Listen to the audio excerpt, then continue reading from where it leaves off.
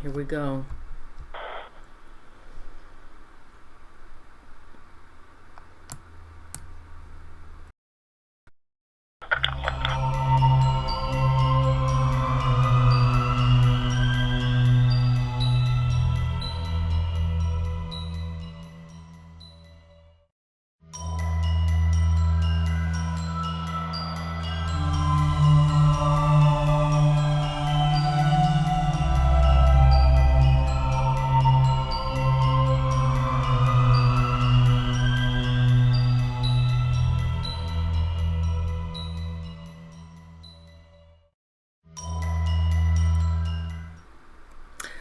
Hey everybody, welcome to Do You Believe on Paranormal Zone TV. Thanks everyone for joining us tonight.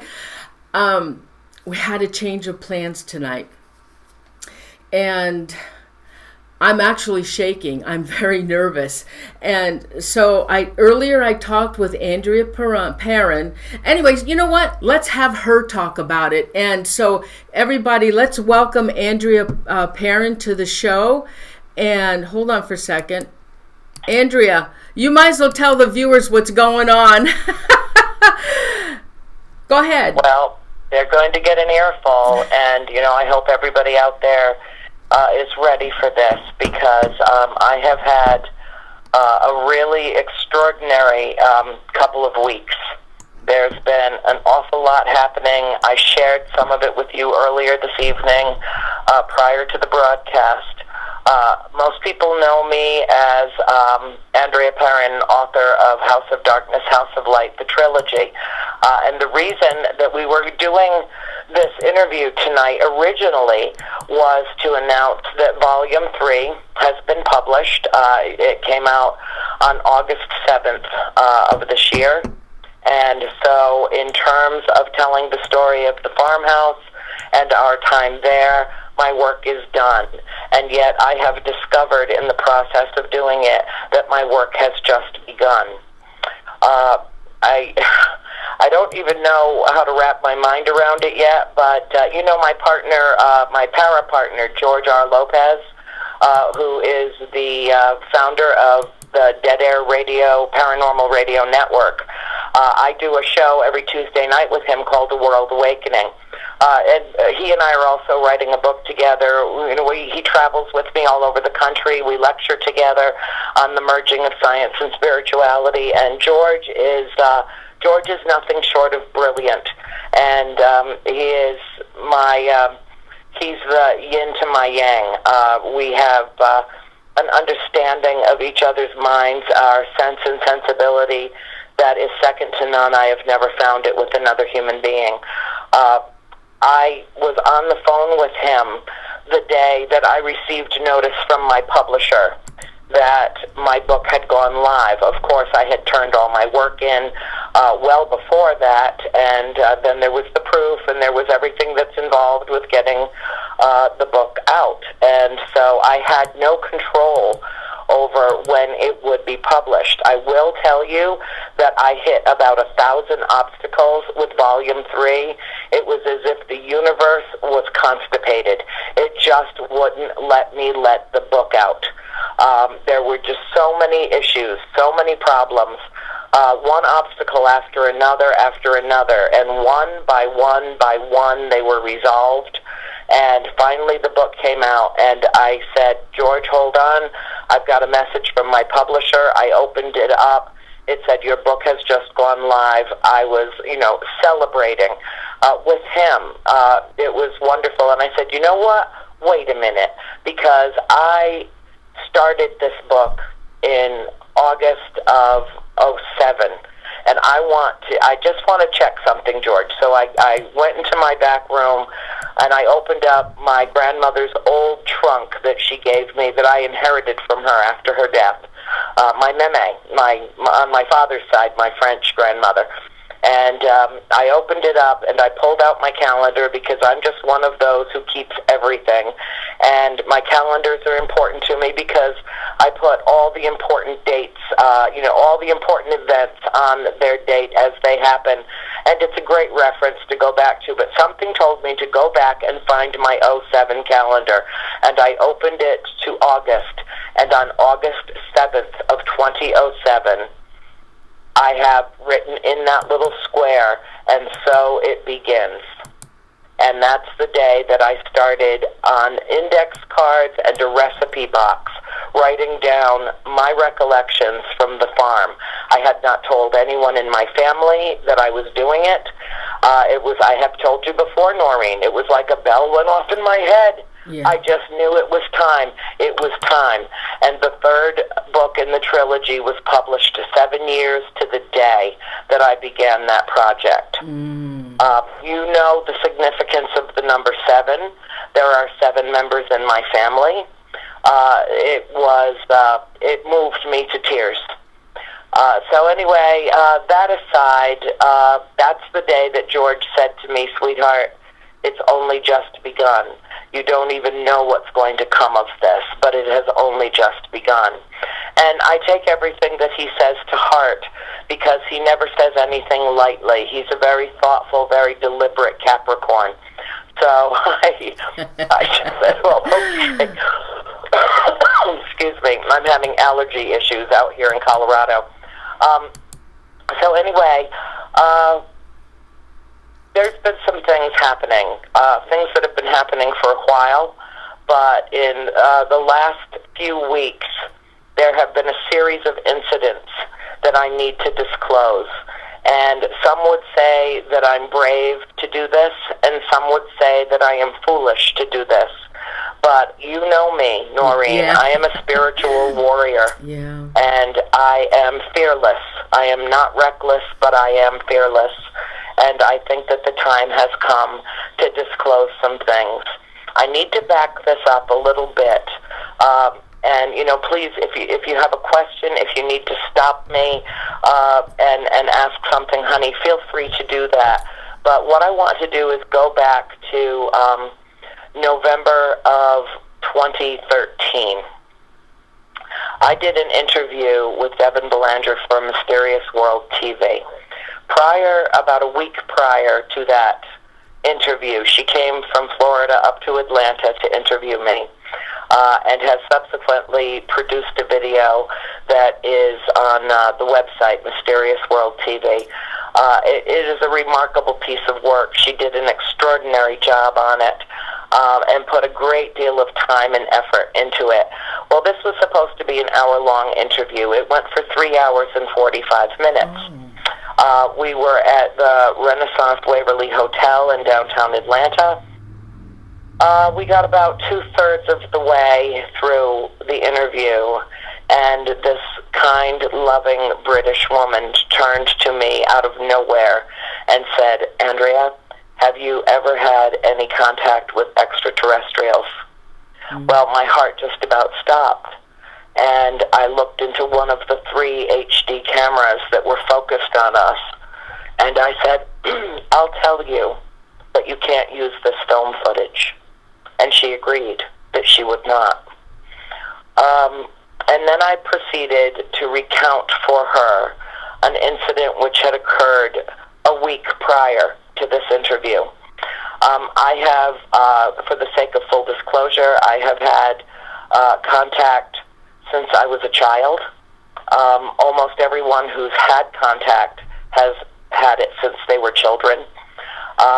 I wanted to, and this is very selfish, please don't judge me harshly, because I have been enlightened. But at the time I was very reticent to discuss any of that. I wanted to compartmentalize my experiences, and I did not put anything in any of the 3 books about any extraterrestrial contact.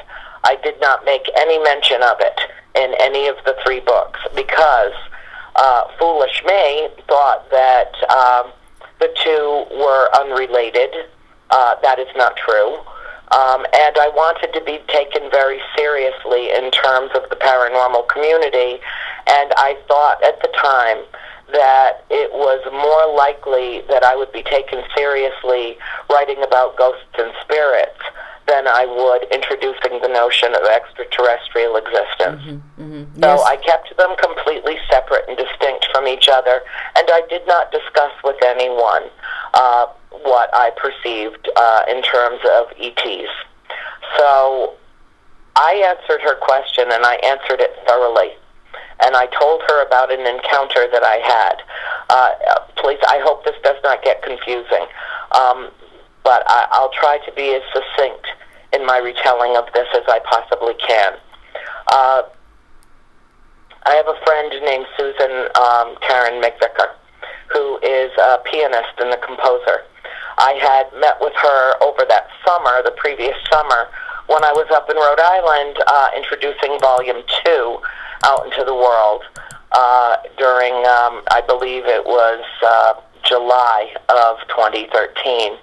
And it had already been out for a few months, and I went up and I did my New England tour and had the opportunity to spend an afternoon with Susan in Jamestown, Rhode Island, overlooking Narragansett Bay. And while we were standing there on the bluffs, I said, Sue, you're a composer, and I need a piece of music that I can have free reign, that I can use as backdrop for my videos, anything that I'm producing, whatever I'm doing.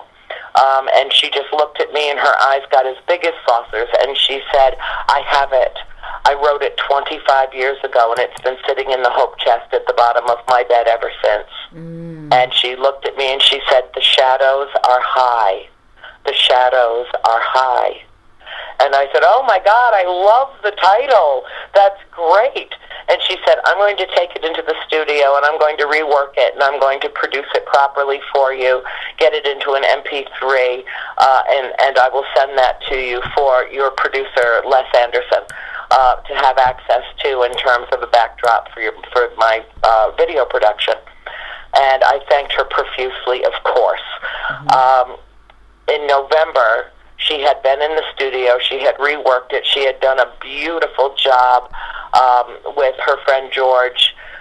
They did some, just a little bit of tweaking to it and that type of thing, put in some percussion, really turned it into a first-class composition.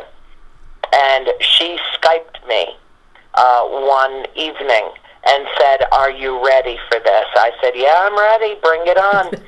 And so she turned the screen of the computer to her piano, and she walked over to her piano, and she began playing this piece of music for me. And the tears started flowing for her as well. We both felt the power of it. But the thing that blew me away was that I knew every note of that composition, and it was the first time that I was ever hearing it that I knew of. And the tears are just pouring down my face. I'm literally humming along with this beautiful piece of music.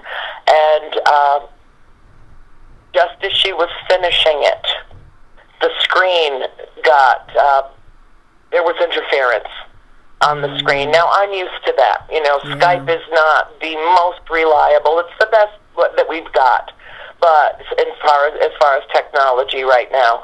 But it's not always reliable, and I always seem to have a lot of interference.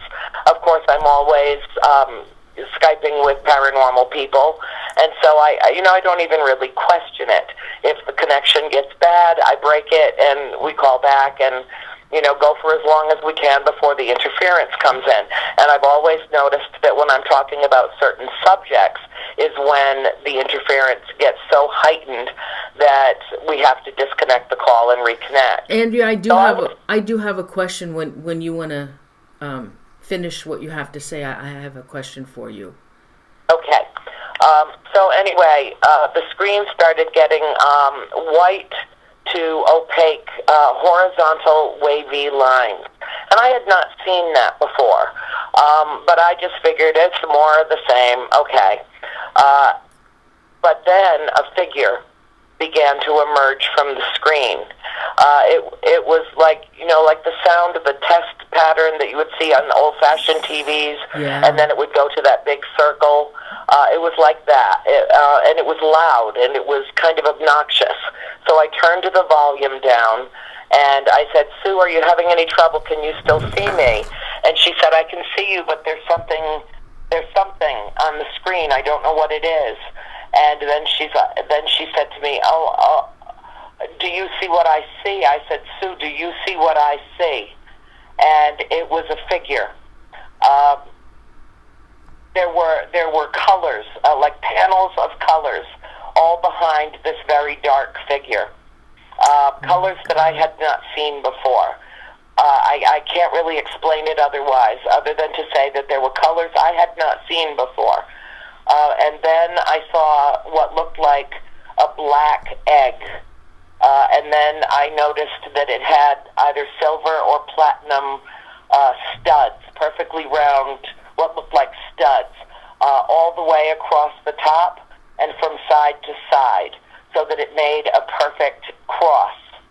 And I said to her, Sue, are you still there? Are you still there? Can you see this? What am I looking at here? And then the figure began to raise its head. Oh, my God. All I heard was tapping, as if somebody was using a keyboard or some type of... I could see shoulders.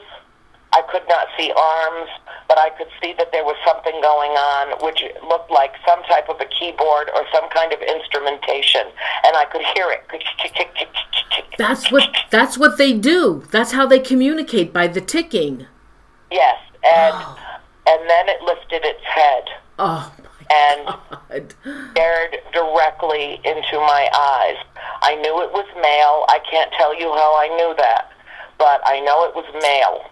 It was as jet black as black gets. It looked like high-polished, patent leather skin. Oh, my And two orb eyes that were lasers, like red lasers.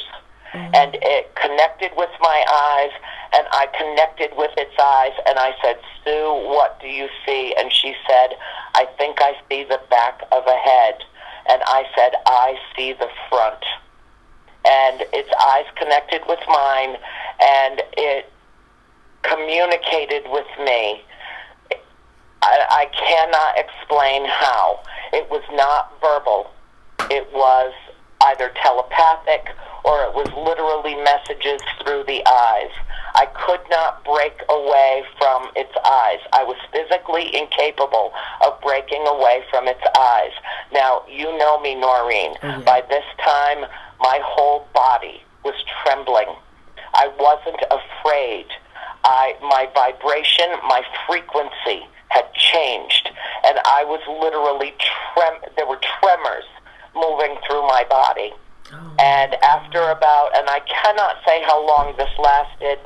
Sue cannot say how long it lasted, because both of us were being affected by this.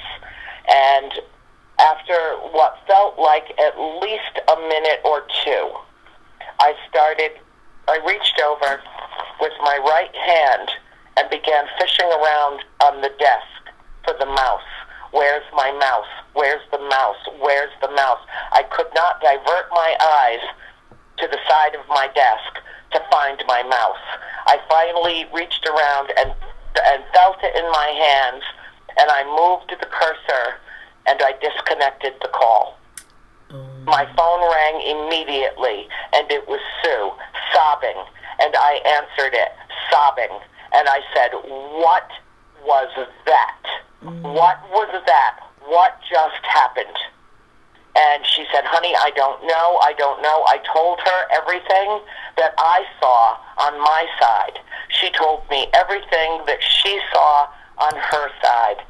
And then we just decided that the very best thing for both of us to do was to just go decompress from whatever had just happened to both of us. We hung up the phone. I told her I'd call her back the next day. And I went and found my mother. And my mother held me while I cried and told her what I had seen. It took me about 3 days to get my wits about me again. I couldn't work. I couldn't think. I felt like I was staggering through the house, like the earth was shifting beneath my feet. I felt different. I felt completely different. And it took me about 3 days to restore my personal equilibrium. In the interim, I knew that I had this interview coming up with Mysterious World TV. And I told myself I would not mention it. This was not something I was going to share with anyone. I didn't even believe that it had happened myself. I did not feel any threat from this entity. I did not feel in any way that any harm had come to me or to her. I was really more concerned about her because she took it really hard, more so than myself. But when that interview occurred and I was asked that question, I had to tell the truth because I always do. There's no reason to be deceitful in this life. Right. And then I told her she couldn't use it. I shared it with her and with Angie Stockman, her co-anchor for this video presentation. And then in November, and this happened, the following April, she had produced the video. And she called me and she said, I'm sending you a private viewing of this on YouTube. Here's the link. I want you to sit and watch this all the way through and give me your permission to use this. And I knew instantly what she was talking about, instantly, because everything else that I had shared with her was about the farmhouse and the family and the trilogy of books. Mm-hmm.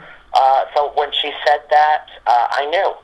And I watched it, and she and her production staff had virtually recreated this entity. The only difference was that its eyes were smaller in the video than they actually were in person, and they had given it a little bit of a protruding chin, and in fact, it had no chin. It looked like the soft, round bottom of an egg, with very thin lips, virtually indistinguishable nose, and those eyes. And it's in the video, and the story is in the video. So at that point, I was out of the closet. For all intents and purposes, there was nothing I could do. I had taken the leap of faith, and I had said, yes, okay, I will share this with the world. And, many, many thousands of people have seen this video already. As a matter of fact, when The Conjuring came out, the production company made arrangements with Warner Brothers to package the two together. The real story behind the movie, House of Darkness, House of Light, and The Conjuring. And they went out all over the country and all over Canada as a package deal. So I don't know how many people have seen this. But suffice to say, I'm out. And I have had numerous experiences in my life, but some activity has occurred in the last few weeks that is inexplicable. It began about 3 weeks ago. It was I wake up at 3 o'clock in the morning every morning. That is when I wake up. Even if I've only slept for an hour, even if I laid down to go to sleep at 2 a.m., I wake up at 3 to 3:15, right in there. And I had gone to bed and I couldn't sleep. My room is in the front of the farmhouse. It's very quiet. There's not really much happening, but it does face the road. So, occasionally a loud car will go by, even late at night. But it doesn't disturb me because, the house is nice and tight and secure. And I'm laying in bed. I could not sleep. Every joint in my body hurt. I didn't know why. I wasn't sick. Everything was fine. I had not overdone it, in one way, shape, or form or another. And I was just laying there, and I just felt miserable.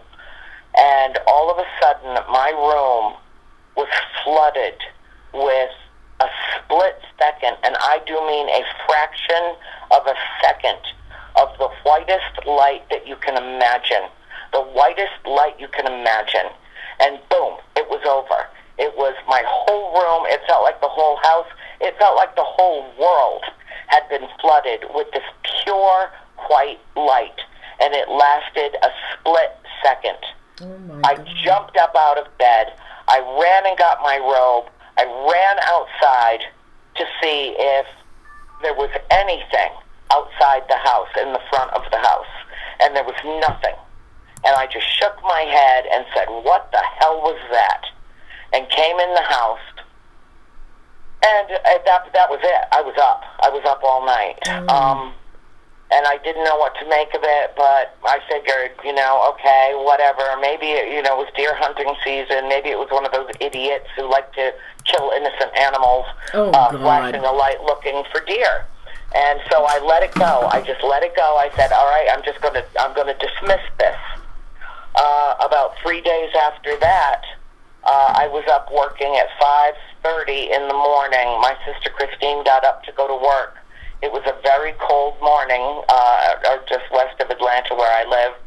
And so she and her dog, Libby, came out of her bedroom. And I said, just hit the button. I had set the coffee on the coffee machine. I said, go ahead, just hit the button, honey. I'll take Libby out for you, because I was in my robe. I was warm, so I could take her out. And I grabbed a cigarette, and I went out on our back deck, which is, pretty expansive, a nice deck overlooking what we call the playpen, which is a secure, fenced-in area that I put in for the dogs when I moved in with my mom and Chris when I began writing the books. That said, Libby went down the steps. She went into the backyard. I could hear her because so many of the leaves had fallen, and she was crunching through the leaves off to do her business. I lit the cigarette. I put my cigarette lighter down on the glass top table, and then a moment later, I didn't have my cigarette anymore. It was gone. And I thought, oh, God, what'd you do, drop it?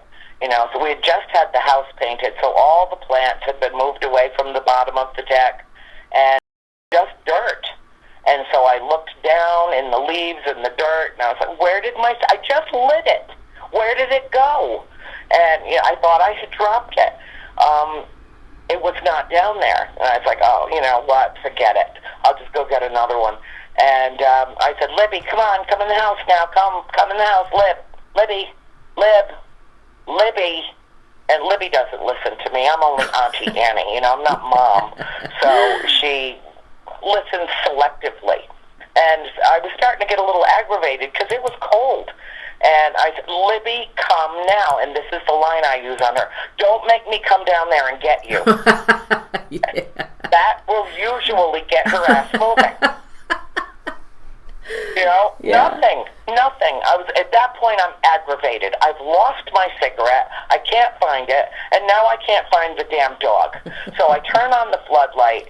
I see that both of the gates are closed, because I had that moment of panic. Oh, my God, did Mom leave one of the gates open and Libby got out of the playpen?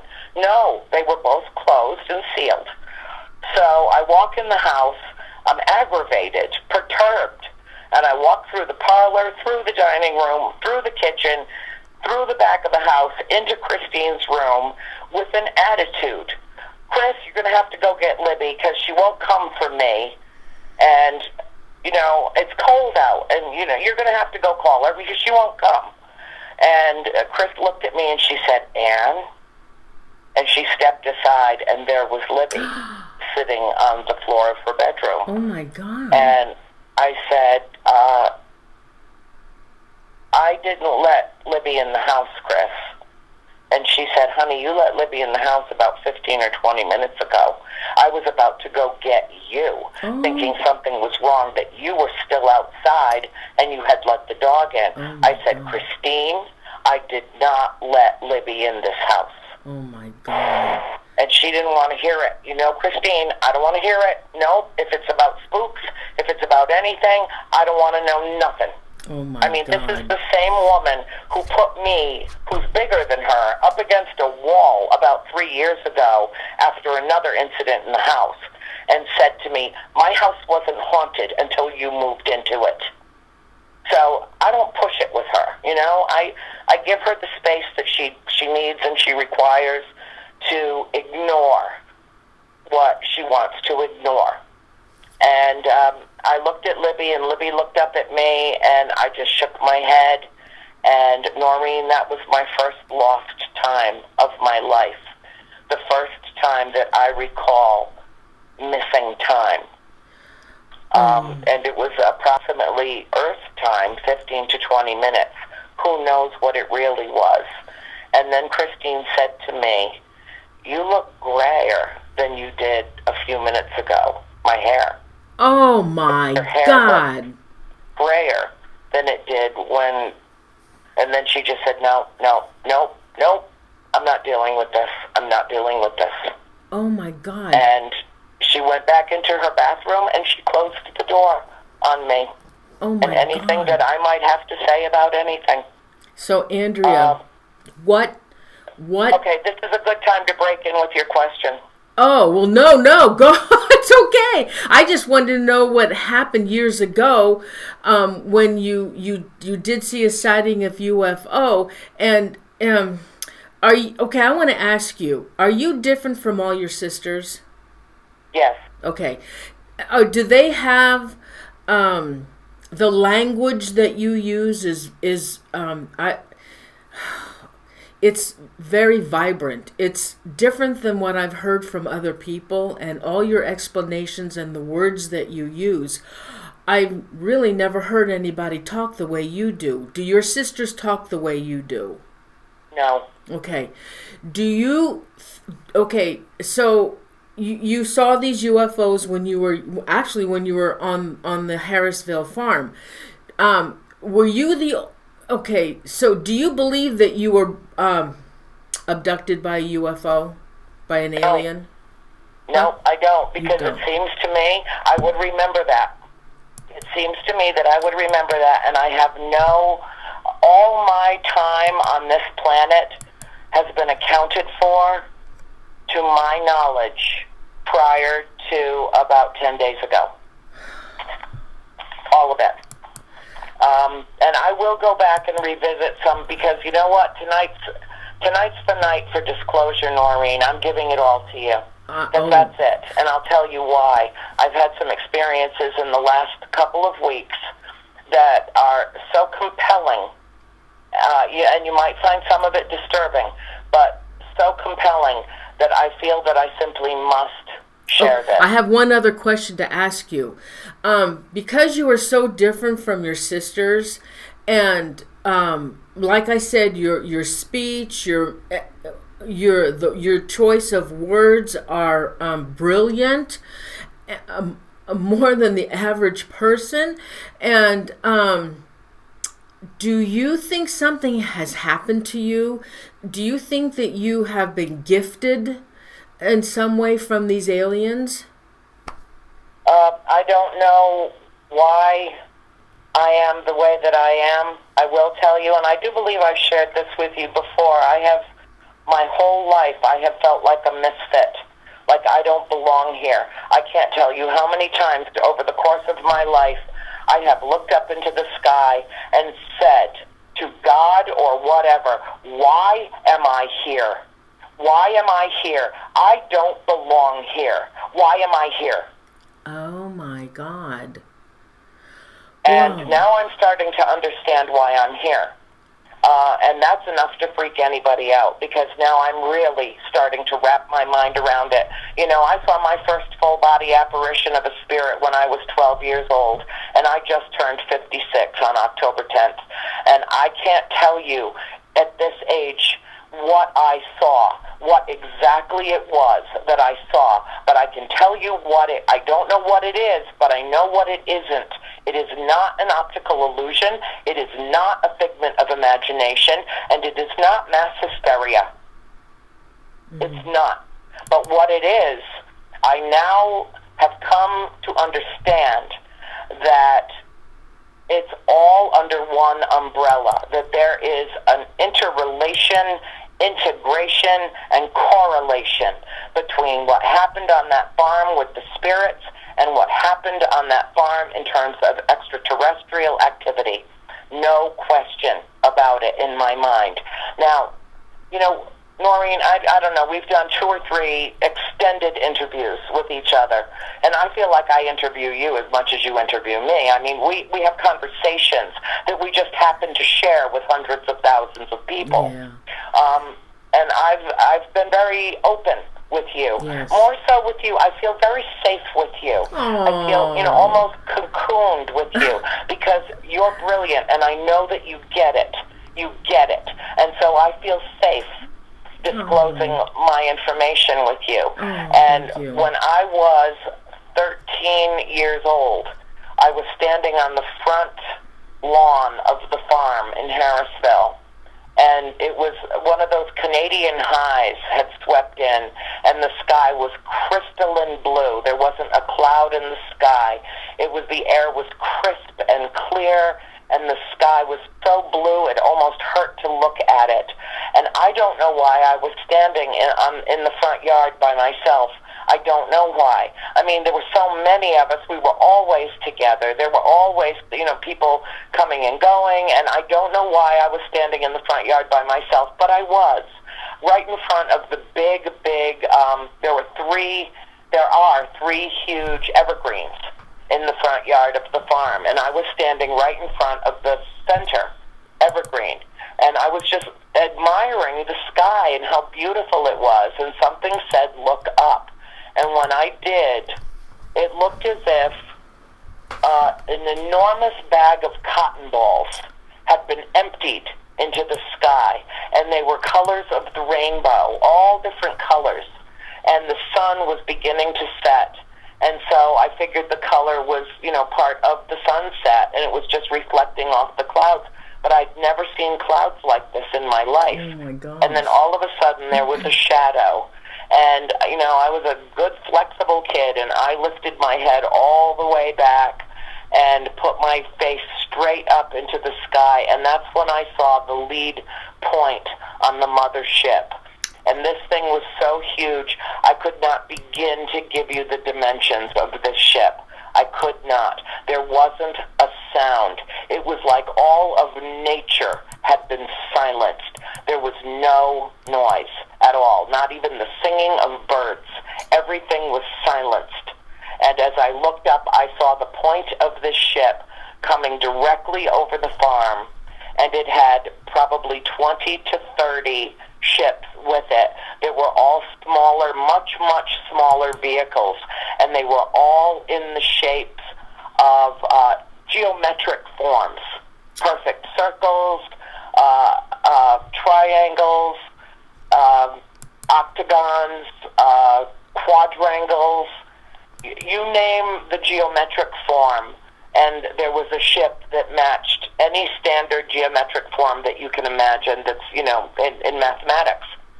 And I watched this flotilla pass over the farm, and I stood there with my mouth hanging open and staring up at this. And it took me more than 3 decades to find out that same flotilla was seen as far south as New Jersey, and then crossed over the Atlantic Ocean, crossed over into what is Western Europe territory. When it went over the UK, the Royal Air Force scrambled their fighter jets, and it made the entire flotilla made a right-hand 90-degree angle turn, and in a split second it disappeared up over the Arctic Circle, and it was off radar. I didn't know that until I went to the Star Works Symposium in Chicago with Paula Harris last May, is when I found out that my sighting coincided with so many others. A viewer has a question. They want to know how does the extraterrestrial and paranormal intertwine? That's the $64,000 question. That's what I'm working on.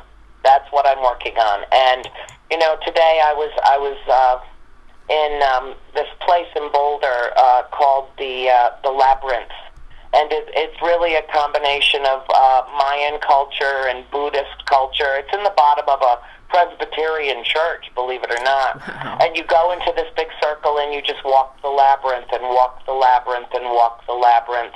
And then there's a place in the circle in the center where you can stop. And I stopped there and I closed my eyes and I just kept saying, why? Why me? Why now? What should I do? What should I do? why, I want answers. And the response that I kept getting is, you have all the answers. You already know. Oh, you already know. Just tell it. Just tell it. Just speak your truth. Speak your truth. It got so loud in my head that I had to step out of the circle. And I just looked at Paula, and she looked at me, and she said, "What messages did you just receive?" And I said, "I'm going to tell everybody tonight. I'm talking with Noreen Bailovich. I'm going to tell everybody tonight." All right, tell us. And she's, well... Tell us. Oh, well, I'll take a deep breath. Take a deep breath. Yeah, let me get a drink of water here for a second. Yeah, honey. go ahead, just, honey. Go ahead. Very dry. Go ahead. Okay. All right. I want to step back just a little bit here. I know I'm not a linear thinker. Most people are. My mother says that I row the stream of consciousness with one oar, but at some point I always come around right. So, this is really about perceptions. I don't care anymore what anybody thinks about this. I don't care if anybody thinks out there that, okay, she's gone off the deep end. I am the most sane, well-grounded individual that anyone will ever encounter, which is why I am taken so seriously, because I know of what I speak. Now, there's a huge difference. There's a quantum leap of difference between believing something, which is faith-based, and knowing something, which is fact-based.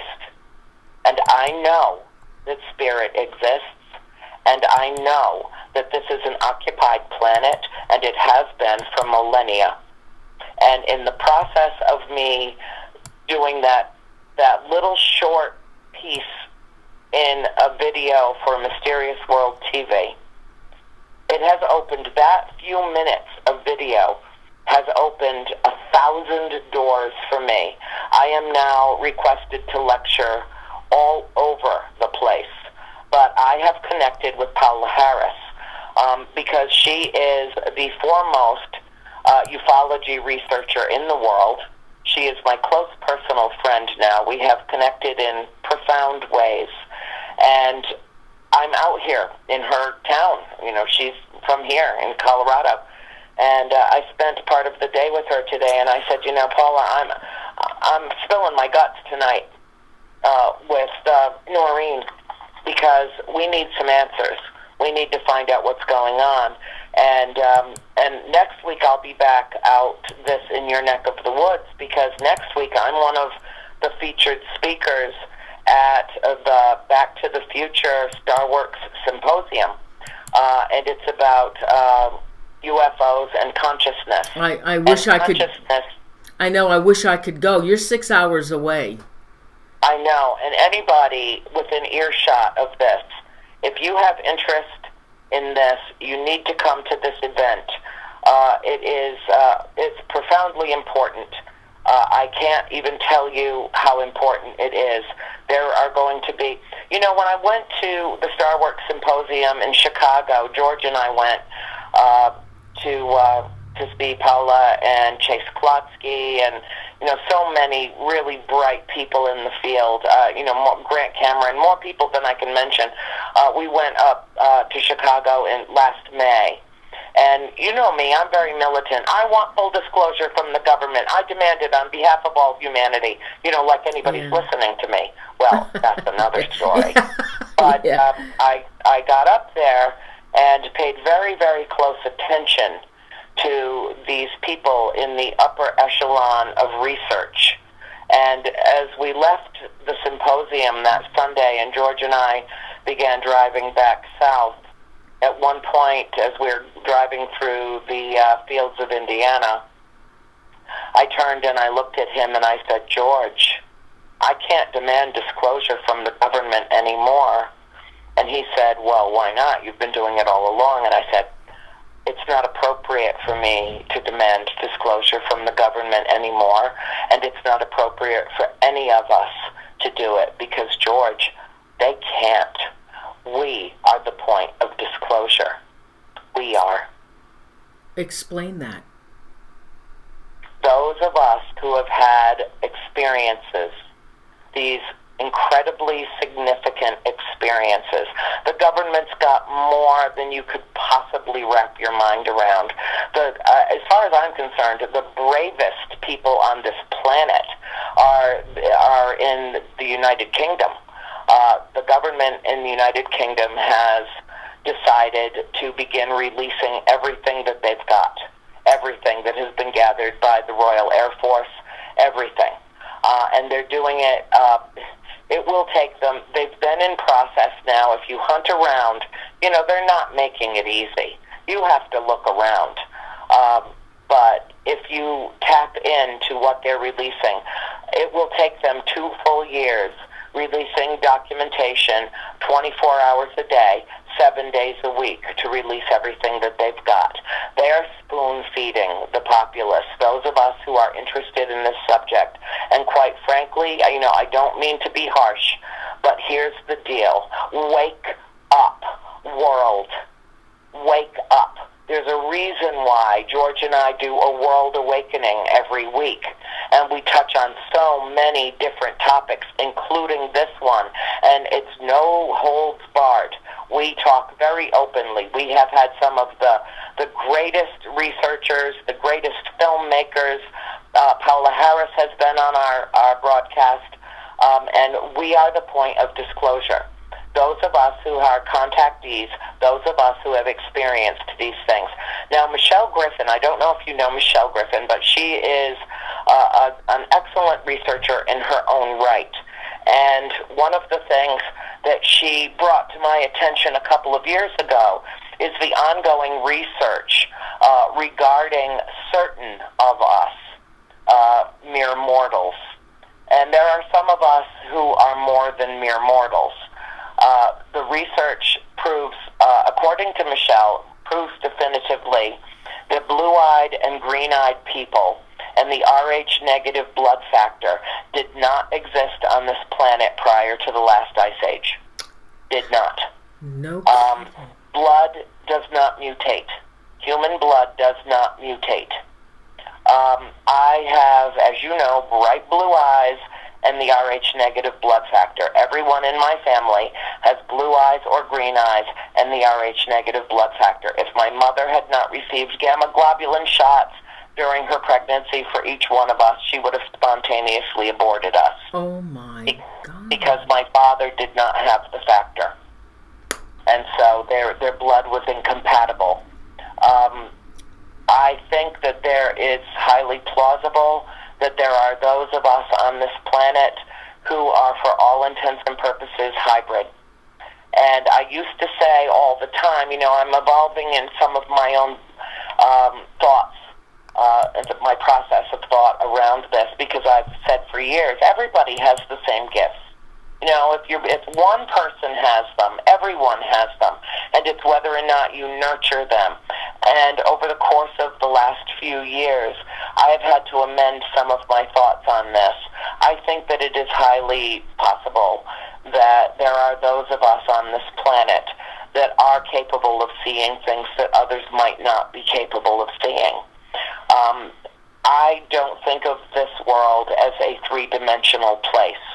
Most people think that they live in a three-dimensional, five-sensory world. I live in a multi-dimensional universe and a multi-sensory universe. And I think that that's why I have always felt like a misfit, because my view of life and existence is more expansive than many.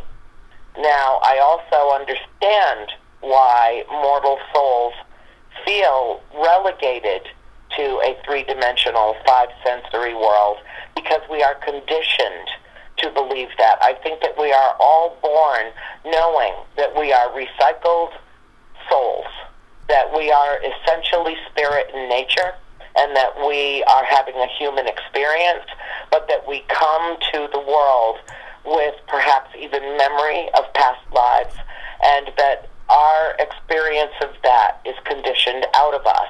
How many children over the course of time have come to a parent in the morning and said, Mommy, Grandma read me a bedtime story last night, and she checked in with me, and she wanted to know how you were doing, and blah, blah, blah, blah, blah, blah, blah.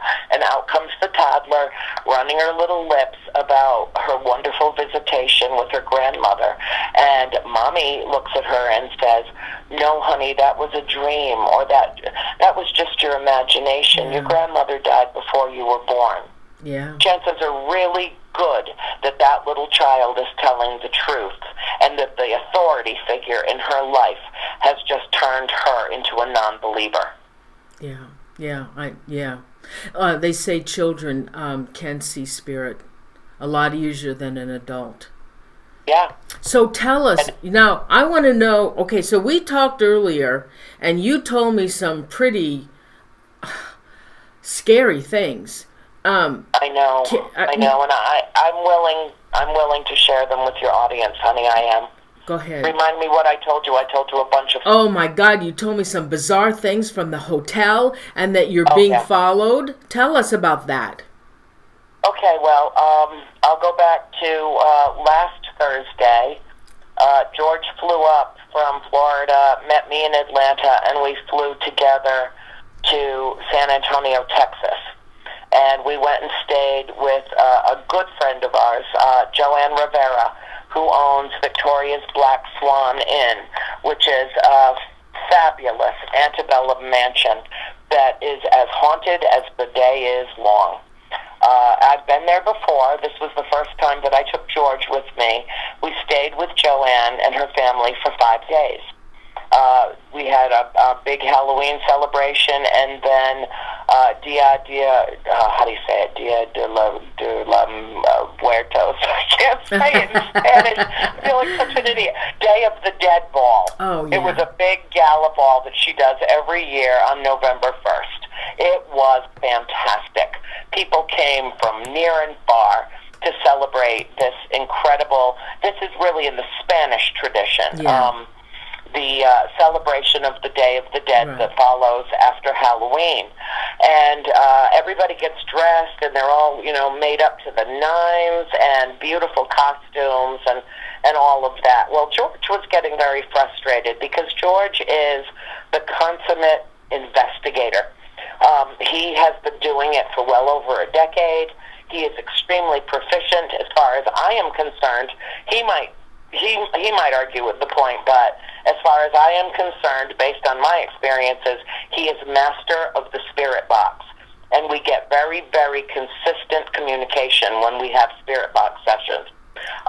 To the extent that I have actually been in contact with spirits from the farm, which was wonderful for me because it really brought me full circle from the experiences that I had as a child. When I'm listening to a spirit box, and I recognize a voice that I heard over and over again as a child, that is a pure revelation, and it's wonderful, and it's inspiring. And I have spoken with Bathsheba. I have spoken with Prudence. I have spoken with Prudence's father and mother, who were not spirits at the farm that I know of. I never encountered them, just Prudence. But, I mean, it has opened up a whole new world for me working with George. And as he has been integrating into my spiritual realm, I have been, as an apprentice with him, studying how to be a paranormal investigator instead of a client. So it makes perfect sense that we travel the country lecturing on the merging or the marriage of science and spirituality, because that's what's happening. We've come together in such a way that we're broadening and expanding each other's horizons, and consequently everyone that we touch. And it has been, I use the word inspiring on purpose. It really is an amazing thing that's going on. It's like we share one mind. We finish each other's sentences. We don't even have to talk to each other. We communicate telepathically. I've never had that kind of a connection with another human being aside from my mother. So, I take it very seriously, and I am deeply grateful that he has come into my life. Anyway, George and I went out to San Antonio. I introduced him to Joanne and her family, and we stayed for 5 days at Victoria's Black Swan Inn. I would highly recommend anyone who can to go there, make arrangements, go there for an event, experience this place for yourself. It's been on America's Most Haunted, Ghost Hunters. I mean, everybody's been out there. It's considered one of the most haunted locations in the country, and rightfully so. I would say as haunted as the farmhouse that I grew up in. So that's saying quite a bit. Well, anyway, while we were out there, George and I not only attended all these events, I did a wonderful event at the Twig Bookstore in San Antonio. We did the 2 big events for Halloween and the Day of the Dead, and several other things. A lot of people came to see us. George was, giving investigative tours. We did interviews. It was a very, very busy 5 days. But he was getting very frustrated because he was not getting the kind of evidence that he expected to get. Me, I don't care so much. I know how haunted the place is. And they don't come when called. So you get it or you don't get it in terms of evidence, and he didn't bring the spirit box with him, which I kind of cursed him for because I know what that would have revealed. But for some reason, he felt that he shouldn't bring the spirit box, but he did bring all of his other equipment. And as he and I would get up at 2, 3 o'clock in the morning, our average time that we get up, and would do investigations, and then I'd give up on it and go back to bed, and he'd keep going till 4 or 5 o'clock in the morning, and then catch a couple of hours of sleep and come out. And when he'd get up, I'm out there with the coffee, and he's like, nothing. I didn't get anything worth a damn. Just frustrated. I could see it was getting to him because he felt like, he was being offered this carrot, but he couldn't quite grab it. Mm-hmm. And so he had to go back to Florida a day earlier than I was leaving. I was leaving to San Antonio to fly to Denver to come to Boulder, and he had to go back to Florida. So on Tuesday morning, he packed up all of his stuff and, hugs and kisses goodbye, and Joanne puts him in the car, and she's taking him to the airport, which is all of 10 minutes away from our house.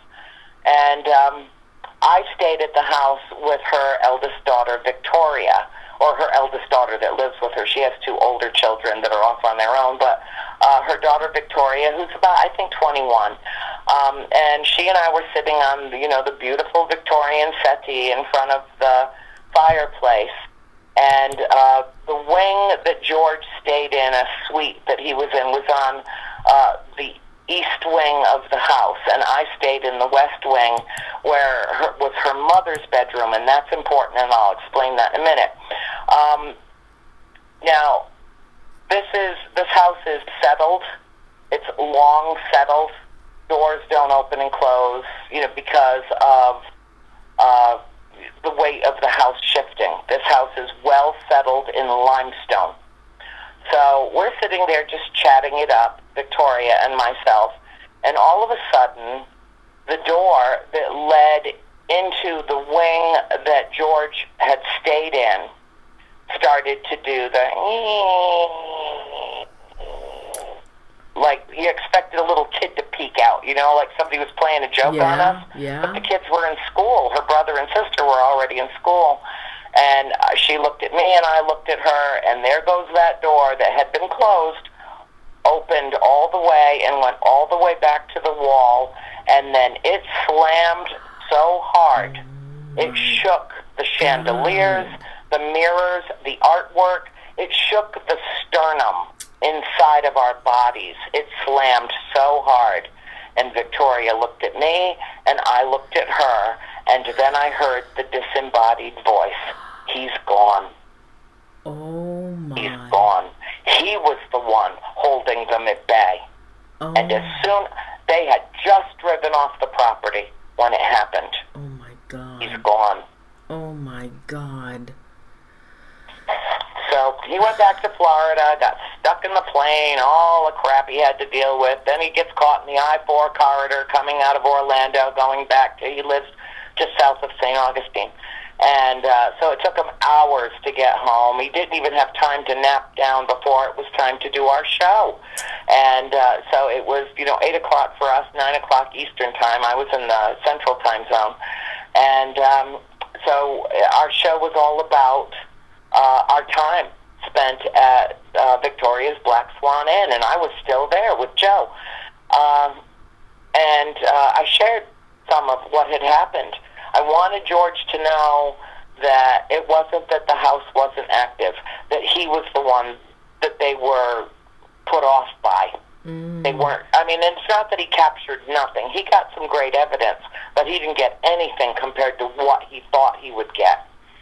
So I wanted to quell his disappointment, and Joe and I told him what happened Victoria, I told him what happened with Victoria and myself when he and Joe were on their way to the airport. That night, after the show was over, we had a wonderful broadcast. It went splendidly. No technology interference, which we so often battle. But we didn't have any problems at all. Everything went fine, except that I kept getting kicked out of the chat room. We had the smartphone on, and we were both talking into the, it had the speaker feature, so we were both talking, and I'm trying to communicate with our listeners, which I love to do, and I don't often get a chance to, but that's another story. But anyway, I kept getting kicked out of the computer. It just kept, boom, it just kept throwing me out. And I was getting really frustrated, but Joe knew how to get me back in, and I don't know why the computer kept kicking me out. It was like it didn't want me to talk to our listeners. I didn't get it. I didn't understand. I'd never had any trouble with Blog Talk Radio before. Their chat room is as reliable as the sun rising and setting. So I was getting a little frustrated with myself. George told me, just relax, it'll be fine. And we finished out the show. Now, this is where it gets really creepy. The front of the Black Swan, and if you go on my wall, you can see some pictures of it on Facebook. We posted a bunch of pictures. Or go to Joanne Rivera's website, Victoria's Black Swan, and you can see this place, so you'll understand what I'm talking about. It has this huge, picture Tara from Gone with the Wind. That's what this place looks like. It's magnificent. And we went out onto the front veranda, the lower part of the porch.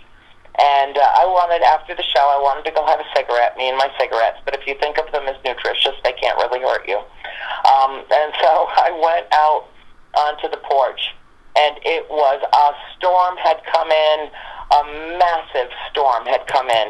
And it started coming in just prior to the beginning of the show. By the end of the show, the wind was whipping, the rain was torrential. It was, I couldn't even really stand on the veranda. As deep as it is off the front of the house, the wind was literally soaking me underneath this huge expansive roof because it was carrying it. And all of a sudden I look down, and there's a spider the size of a dessert plate in front of my feet. I'm like, what is this? I've been there before. I'd been there for 5 days, and I was like, Joe, you want to come take a look at this? And she comes out and she's like, oh my God, I have lived here more than 30 years, and I have never seen a spider that size on this property. And then up comes another one crawling up out of the water. I'm thinking, okay, they must be nesting under the house, and they're drowning. So they're coming up. And the second one that came up was bigger than the first one. Oh, my. But the first one looked like it was struggling. Like, it had gotten too much water, or, it was really struggling. And I'm sorry, but, I am not a fan of spiders. You've read my books. I've got a whole chapter about them. Part of the Devil's Pets Brigade. And, I don't like to kill anything, but, truth is, a spider comes into our carport or tries to come into our house, all bets are off. That sucker can go back and live with its father, the devil. I do not, you don't mess with spiders down south because so many of them are poisonous, and I am not taking the opportunity to do any research before, I decide whether or not it can continue to live. They come into my space, they're dead, that's it. And but I could not kill this thing because it was so big. I said, Joe, is that a Ooh. tarantula? And she said, well, we have tarantulas in Texas, but I have never seen a spider like this. And I said, well, I haven't either. But it obviously looked like it was in trouble. And it started moving toward the big double doors that would have led into the parlor, and I couldn't kill it. I couldn't, Noreen. It was just too big. Ooh. Yeah, it was, you know what I mean? It was just, I had to give it some respect. And I did. And so I kind of, I had my shoes on. I kind of boofed it a little bit away from the door, like, could you just go elsewhere? Go away. And then comes this bigger one. Oh, my God. Bigger one. And she kind of boofs it off to the side, like, you guys cannot come in the house. We're going to let you live, but you can't come in the house. And I just said, screw the cigarette, I'm out of here. Put it out in the soaking wet ashtray, and and there's another cigarette wasted, and we went back in the house. I came out a little while later when the rain had subsided, and Joe came with me, and we looked down, and the bigger spider was gone. We didn't see it anywhere. But the first one was laying upside down. All of its legs were curled in on its stomach, and it appeared dead. I felt bad, because apparently it had just ingested too much water, or it looked dead. It was dead. And I felt terrible about that. I don't know why. I should have. It's a spider, but I did. And, Joe went over to it, and she gave it a little bit of a kick, and then I gave it a little bit of a push just to see if there were any signs of life at all. Nothing. I went back in, after I do my show, I spend about an hour on the internet, on Facebook, just interacting with our listeners, because usually the show is so compelling that they just want to talk with us. They want to communicate with us. So I always send out a thank you to our guests, and then I interact with our avid fans and answer any questions they might have and respond to their posts about the show and all of that. So I did that for about an hour, which is pretty usual. Usually from like 11 to midnight, I do that. And then the storm had subsided enough, I thought, I am finally going to get a cigarette in here. And I went out on the porch. Joe had already gone upstairs to bed. And I went out on the veranda, and there was the spider exactly where we had left it 2 hours before, dead as a doorknob. I mean, gone. It was, and I thought, maybe I should do something, because I don't want the chicken to come and eat it in the morning, and I don't want the dog Morgan to come and nibble on it, because I didn't know if it was poisonous or not. Yeah. So I start walking over toward it, and I'm staring at it, thinking, I'm not touching it. What can I do to get rid of this thing, get rid of the carcass? And I'm just standing there, and I'm looking at it, thinking, what am I going to do about this? And the legs begin to move. Oh, my God, get out of here. The legs began to move. Oh, my. Just the tips of them, just the tips. And I stepped back, and I kept watching it. And then the legs extended out, and then it started to struggle to get off of its back onto its legs, and then it turned itself over, and then it walked off the veranda. Oh, my God. I swear my hand before God, my word of honor. Oh, my God. I was so freaked out, I didn't know what to do. I didn't even know what to do. I didn't know what to think. At that point, I thought, it's, invasion of the body snatchers time. I am so out of here. Threw the cigarette. I went back through the front door. I bolted that sucker, and I went to my room. Oh, my God. I stay in...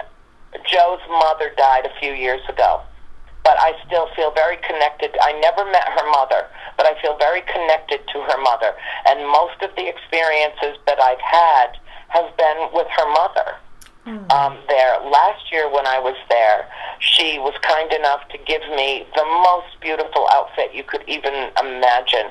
And it was the last thing that she had bought for her mother to wear. she was taking her to see Phantom of the Opera. It was in San Antonio. And it was the last thing that they did together socially before her mother passed away. And she gave me this extraordinarily beautiful outfit. I felt so honored, so touched.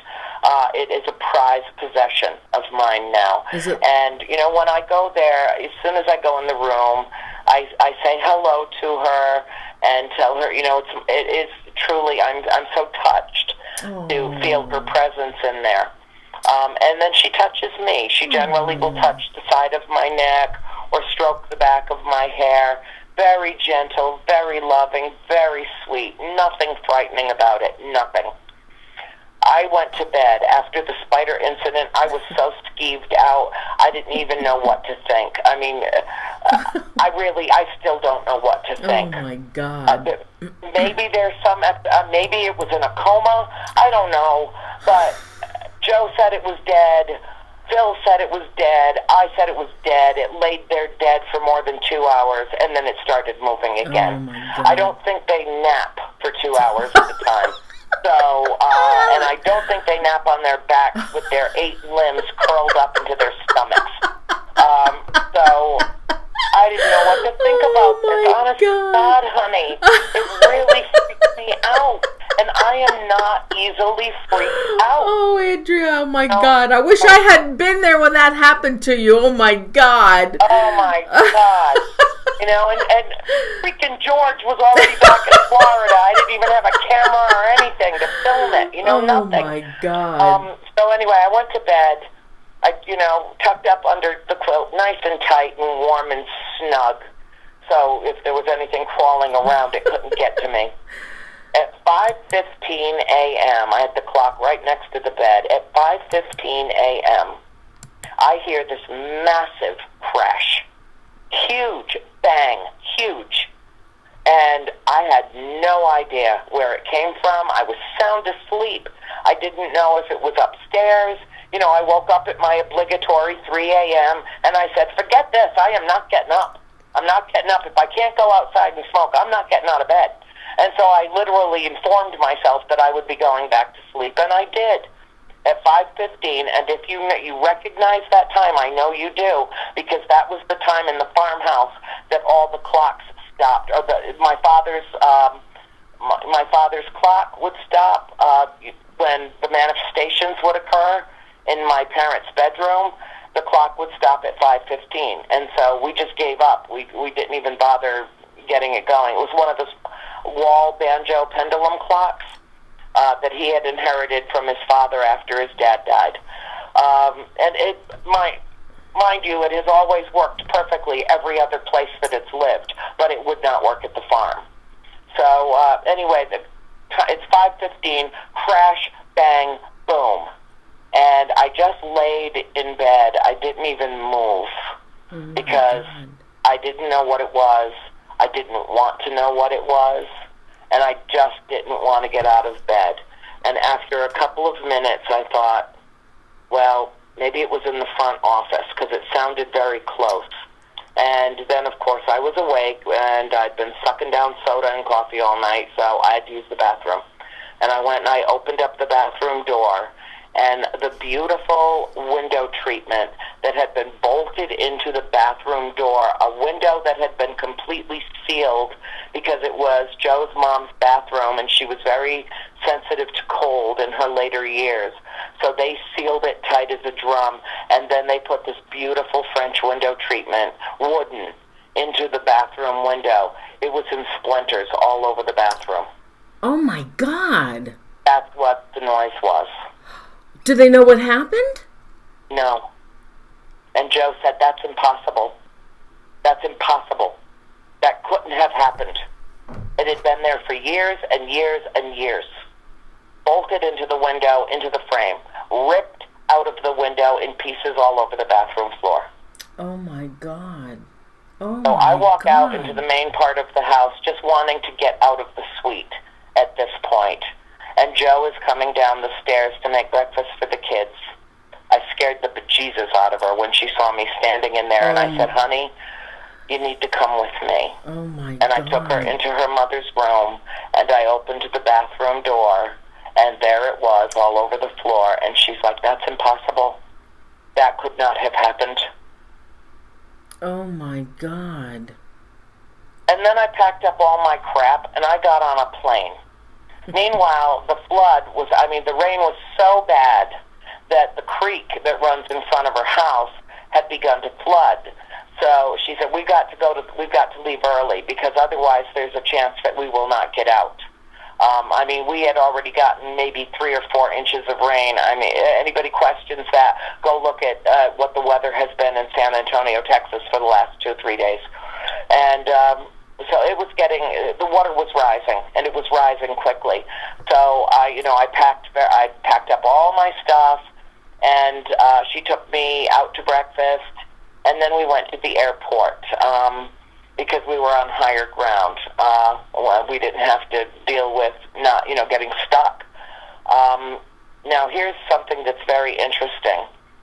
When I left Atlanta to go Hartsfield Airport in Atlanta to go to San Antonio, Texas, George was already waiting for me in the airport.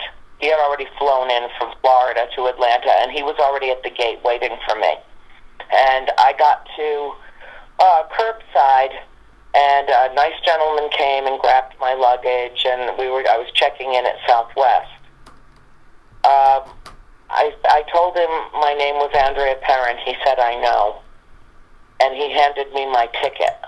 Nobody looked at my ID. Oh, no, it gets weirder. Then I go into the airport, and I go through security, and nobody looked at my ID. And they took me. They put my luggage through, and then they took me through a side corridor. I didn't go through a machine. I didn't go through a personal scan. Nothing. And they reconnected me with my luggage, and I went down to the train, and I went to the gate.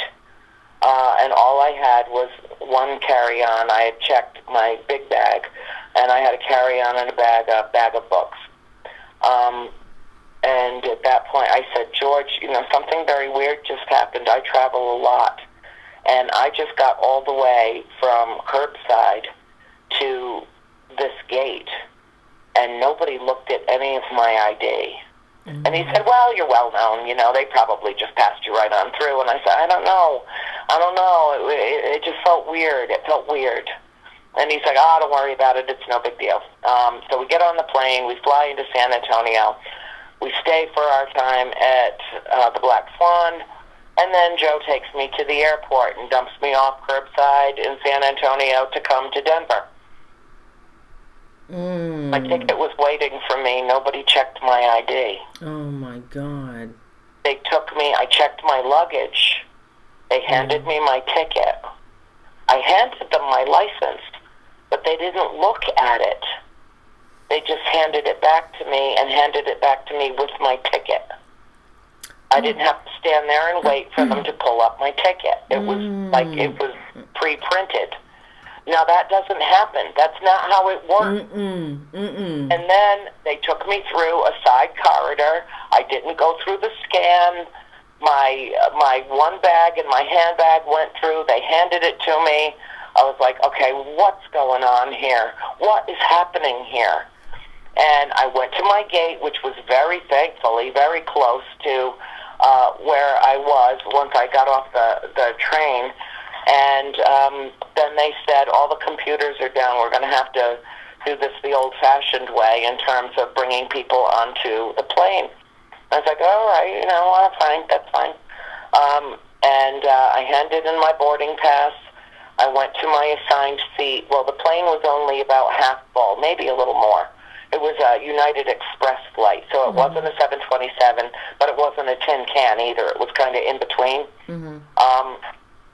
And I sit down and I take my seat, and just before we're ready to take off, and everybody's in their seats, and there's still probably 30 seats left vacant on this flight, a tall, very statuesque, very handsome woman comes walking down the aisle, and she sits right next to me, and I'm like, oh, shit, you know, I had 2 seats all to myself. There's like 1,000 seats she can choose from, and she sits here next to me. Okay, I'm going to be polite about this. So I said hello. I greeted her. She was nice. She smiled at me, and I had one of my books in my lap, and she saw the picture of my dog on the back. I said, I have a Great Pyrenees. Her name's Gracie Pearl. She's the light of my life. She starts telling me about her dogs, and I said, I'm Andrea Perron, and I handed her my card, and she said, I know. I said, well, I'm the author of this book, House of Darkness, House of Light, and she said, I know. And, you know, because I had introduced myself, I expected her to give me at least her first name, and she didn't. I thought, okay, I'll let that go. Not everybody is quite as friendly and gregarious as I am. And then I said, well, you know, I'm an author and I'm a lecturer and I travel around the country. And she said, I know. And I said, well, what do you do for a living? And she turned to me and looked me dead in the eye, and she said, I work for the federal government. Oh, my God. Oh, my God. Did you say anything else to her? I said, I think I'm going to take a nap. Oh, my God. What was I supposed to say? Oh, my God. What was I supposed to say? Oh, yeah, what do you do? Follow, you know? Yeah, follow me? Around? What do you, oh, yeah. I'm telling you, it was strange, because I know I've never met this woman before, but she seemed so oddly, vaguely familiar to me. And I can't explain that, because that happens to me a lot. You know, I feel like I'm constantly running into people that I must have known in another life, because I never met them in this one yet. But I feel that this sense of familiarity, this sense of knowing. And she had beautiful, beautiful green eyes. And she looked a little bit like Katie Lang, only with longer hair. You know, Katie Lang's just this statuesque, handsome woman. And she was like that. She was, you know, just built like a brick, you know what, and just muscle and strong, thick legs like tree trunks, and tall and lean but big. And you know, I thought it was rather odd that she sat next to me until she said, I work for the federal government, and then I knew exactly why she sat next to me. Okay, so why? Why do you think she sat next to you? Because I am being highly scrutinized. I am being watched. I am being surveilled. Why, Andrea? Because I run my mouth, and I tell the truth, and I tell what I know, and every time I learn something new, I tell that. And I, among many, are the point of disclosure, because our cowardly federal government thinks that we're all imbeciles and idiots, and we can't handle the truth. So they spoon feed it to us, one little thing at a time. What's the truth, Andrea? The truth is this is an occupied planet, that it has been for millennia, that there are dozens of races that have visited and or are here now from beyond this realm, and that we need to come to grips with the fact that there's nothing to be afraid of. Now, there are people in the ufology community that would disagree with me, including Paul Hellyer, former Defense Minister of Canada, who knows more than probably anybody else that's living right now. And he thinks there are things that he knows that he will not disclose, because he thinks that it will create panic in the population. And he's probably right about that. But my experience has been non-threatening. My experience has been inspiring and enlightening. I had an incident happen last year.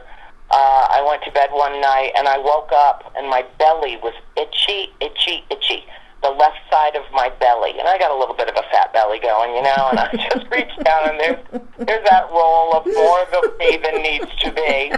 And, well, you know, if you sit at a computer for 7 years writing 3 books, you get fat. Yeah. That's just how it is. Yeah. You know, I mean, yes, I should have gotten more exercise. I didn't. I gained, you know, a few pounds, and that's a euphemism. And so I reached down and I scratched this spot on my belly that just felt so itchy, and I felt 3 bumps that were not there the night before. This happened last year. No, actually, it happened just before I went to the Star Work Symposium in Chicago.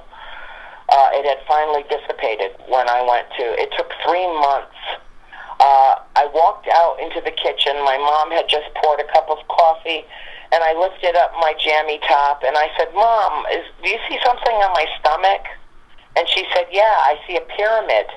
I see a perfect triangle. It looks like the Pyramid of Giza."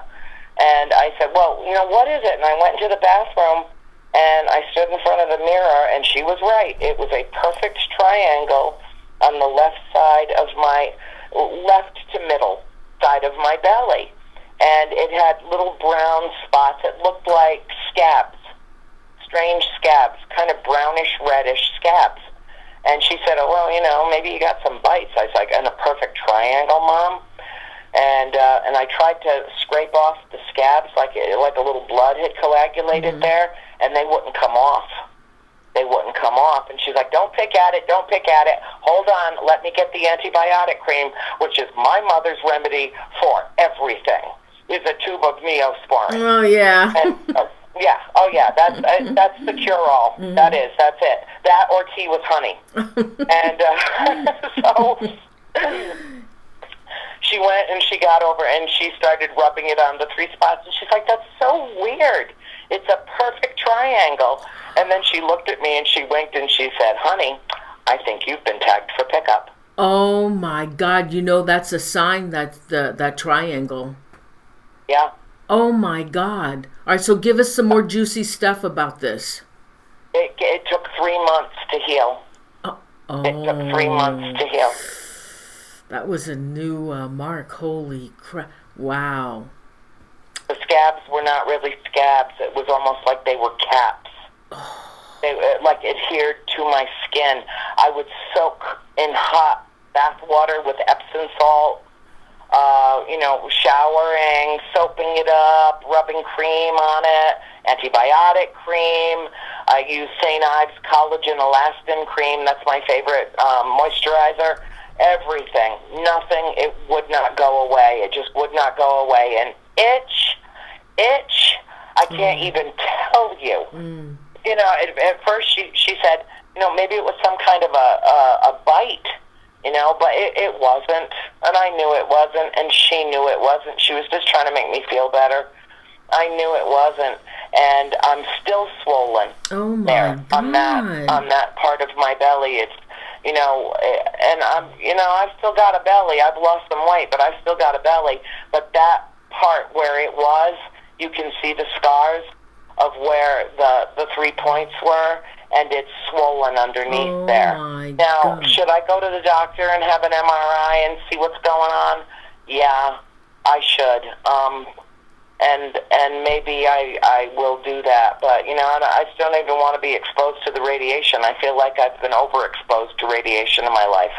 And I just don't want to deal with it. And it's not causing me any discomfort. There's nothing wrong with me. I had a physical like 6 months ago, and my doctor said, "You're healthy as a horse. Not to worry. You're fine. All is good. All the blood tests came back fine. Everything's great. Just keep taking your thyroid medication." And it's interesting that 5 out of the 7 of us have thyroid issues. Very interesting about that. I'm not sure exactly what to think about that. I sometimes wonder if it was gamma radiation from living on top of granite at the farm, or what was going on there. I don't know. But we have very serious thyroid issues in our family. I'm on the highest dose of Synthroid that you can take. Oh my God. So anyway, that aside, that's really neither here nor there. But I'm wondering what's going to happen when I go back to leave Denver and fly back to Atlanta in a couple of days. I'm doing a series of, the reason I'm in Boulder is to finish up doing a series of interviews for Guy MTV, with the lovely Regina Meredith. Absolutely wonderful. I got to spend time today with Paula Harris. She's just, I mean, these are incredible women. Absolutely incredible. Talk about doing your homework in life. You know, and we're all very like-minded. You know, in my books, how I write, birds of a feather do tend to flock together, and that's kind of a recurring theme in all three of the books. And so we're flocking. We're all flocked up in Boulder right now. And I'm lecturing tomorrow night on exopolitics at the law school here at the university, and I'm finishing up my interviews with Regina tomorrow, and then on Saturday I fly back. I'm very anxious to see what happens at the Denver airport.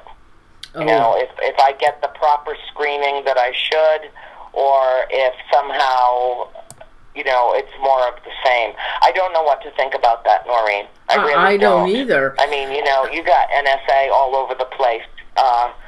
You know, TSA, I'm sorry. That was a slip. TSA, all over the place. You know, and it's almost like, I don't know. I don't know what to think about it. Do you have any questions for me? Do you see any men in black around your house, or a van possibly following you, or sitting out in front of your house? Do you see any of that activity? No, honest to God, I've never seen anything like that. This is all new to me.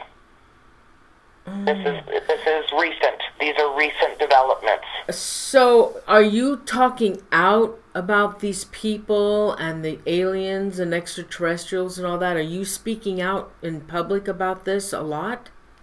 Yeah. You are. Anything on? I have to. You have to. This all started last May. This all started when I went to the Star Work Symposium in Chicago, and I was introduced to some very powerful, very influential people. There were implants there. There were people that were planted there that were government. There were people that were there that were watching what we were doing.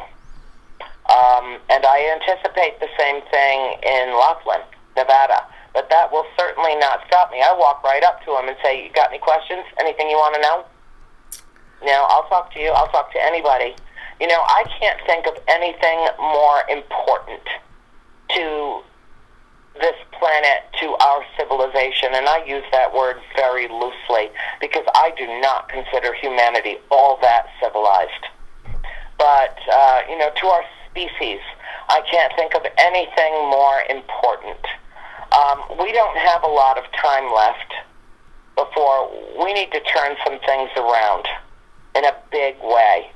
And, you know, I try not to get too political when I do interviews and stuff like that because you know, I've got a militant streak in me. I am a spiritual warrior and I have anger. And I'll tell you what, Tuesday night when the Tea Party Republicans took over Congress, the Senate, I just about had a nervous breakdown. They want to set us back, not by decades, but by centuries in terms of women and dictating what we can have done with how we control our own bodies, how we control our own reproductive organs. These people are dangerous as far as I am concerned, and they just swept into power. And, you know, I cried, I railed, I was so angry, I couldn't even, you know, I'm screaming at the 2/3 of voters that didn't get up off their sorry asses and go make their voices heard. I understand that there are issues, I understand that there are problems, but they just gave all their power away to the 1%. And I am out of my mind about this. So today I'm ranting and railing. I'm with Paula, and, you know, we're walking over to the Buddhist place, and she's like, "You need to take a breath and calm down. Because I'll tell you what, as bad as this looks, there's a reason for this." And it hit me. I was like, yeah, I'm the one that walks around saying everything happens with purpose and reason. Everything does. Mm-hmm. Maybe this is the wake-up call. Maybe the radical right taking over our government and Wall Street calling the shots and the gas and oil industry calling the shots will make America wake up. And she said, what are you going to do? And I said, I'm going to buy me a parka and move to Scandinavia. And she said, no, you're not. No, you're not. You're going to stay right here, and you're going to fight. And you're going to fight, and you're going to fight. Because I firmly believe that the only way that this world will ever know peace again is if women take over the planet. I am sick to death of man's inhumanity to man, woman, child, beast. Exactly. I'm over it. And if I have a forum, I will use it. You know, and some people say, oh, Andrea, everybody thinks of you as all light and love and fluffy and sweet and marshmallow with a hard candy shell. You know, well, you know what? I'm not a one-dimensional person. I am a multi-dimensional person, and I have reason to be angry, and all of us do. And Paula looked me straight in the eyes today, and she said, it's not about these politics. It's about exopolitics. It's about off-planet politics. These buffoons mean nothing, and they're not really the ones calling the shots. And she's absolutely right. Who's calling the shots, Andrea? A handful of people. A handful. Who manipulate and control the politicians. They are all bought and paid for. Make no mistake about it.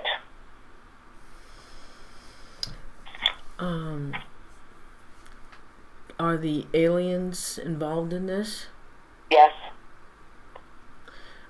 Yes, they are. And I don't care who thinks I'm nuts. I know. I don't just believe. Now I know. So they're in control? The aliens are in control? No, they're not in control. Not at all. They don't want to be in control. They do not want to be in control. They want us to control ourselves. You know, Noreen, I get up every morning and I turn the news on, and everybody in the world seems so concerned about what Miley Cyrus is wearing or not wearing. Oh, my God. You know, okay, if she wants to be a darling little slut, let her be. But we've got 3 out of 4 nuclear reactors in complete meltdown in Fukushima Daiichi. 3 out of 4 in complete, uncontrollable meltdown with 300 million gallons of pure cesium washing into the Pacific Ocean every single day. Why isn't that the top story? Why are we not? And the reason is because we can't do anything about it, because we have created a monster and it's been unleashed and there's no stopping it. And guess what, folks? The Pacific Ocean is the Atlantic Ocean, is the Arctic Ocean, is the Indian Ocean, is the Caribbean. It's all one ocean. We are killing our planet. And at the top of the Republican agenda is let's build the Keystone Pipeline and let's frack this earth to death. Now, I'm angry. I am angry. And I can't buy a parka and go off to Scandinavia where people are really civilized and people are educated and people know what's going on. I can't. I have to be a voice for the voiceless. I even have to be a voice for the ignorant that wouldn't get up off their ass and go vote. Even them. And they don't even deserve my attention, but I have to. We just took a giant step back. And maybe that's what we had to do. Maybe it's what these buffoons are about to unleash on this country that will make everybody open their eyes. Maybe that's what it'll take. But I'll tell you what, 60 years ago is when all the UFO activity started really happening. And Paul Hellyer said it best. He has the inside track on this. There are ETs living on this planet right now. Do you think that all this technology that has come to us in the last few decades just miraculously appeared? It's from back engineering from the Roswell crash. He won't even discuss the Roswell crash anymore. He's like, that's out. That's already out. People know about that. You know, that's a given. Yeah. But it's from the back engineering of these incredibly technological crafts that we can't even, anti-gravity. You know, all of this is being studied, all of this, and this is information that is being given to us and shared with us, and not just with us. Not just with the United States Air Force. With Russia and China. The major power players on this planet are being given information that is supposed to help improve our lives. And what do? We weaponize it. You know, Paul Hellyer said it best when he said, and anybody that's interested, I highly, before you even get my video from Mysterious World TV, order Paul Hellyer's video. If you are a brave enough soul that you're willing to listen to the truth, order Paul Hellier's video. It was released at the same time that mine was. They're right on the website, side by side. Paul Hellyer, the former Defense Minister of Canada. He was defense minister when they were unifying the forces in Canada and were working very, very closely with the United States. And this is what he said. They looked down on us when we started developing nuclear weaponry. And they said, oh no, the children are playing with matches. There's somebody in chat. Bessinger, she says, Noreen, what was revealed to her at the labyrinth? I got 3 messages at the labyrinth. 3. The first one was, speak your truth. Speak your truth. My only question that I asked was, why me? And the answer that I got in the labyrinth when I was standing in the center of it, and I don't even know why I said that, because the answer was, you know. And then I was told, speak your truth. And I was also told, be not afraid. No kidding.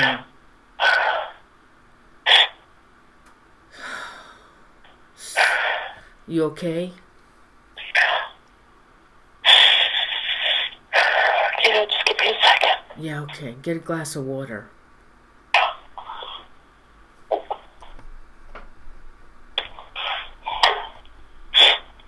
I'm okay. All right, just relax for a second. And that's what I tell everybody. Be the light you seek. Be the light you seek. Be not afraid. And then that was said to me. Oh my God. So now what? What's going to happen now in your life? I don't know, honey. And I'll tell you, I've never sat with a psychic. I know psychics and mediums all over this country. I know psychics and mediums, some, really worth their salt all over the world. And I have never asked one of them for a reading. I don't want to know. I just live in the moment. I do my best. I try hard every day. I speak my truth. I write my truth. I tell my truth. And I speak truth to power.